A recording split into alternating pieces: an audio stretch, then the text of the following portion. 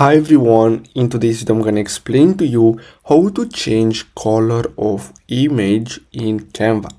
So let's say you have this image here and you want to change the background color. So all you have to do is to click once, and then here on the left side you can see the background color, and here you can simply change it to whatever colors you want. Now keep in mind that this is a blank background, so as you can see this is the image, and then here it's nothing. So it was like this. So when you create your design you're gonna see similar like this, and you can simply click on it, and if you want you can basically click on this add new color, and you can play around with different colors.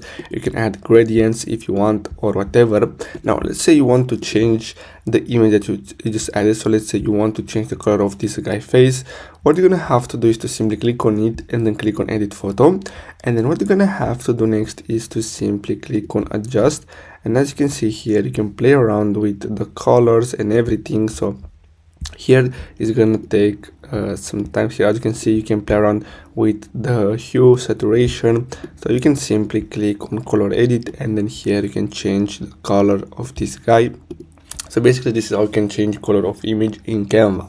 So I really hope you found this video helpful. Don't forget to like and subscribe, and I'll see you in the next video. Thanks for watching.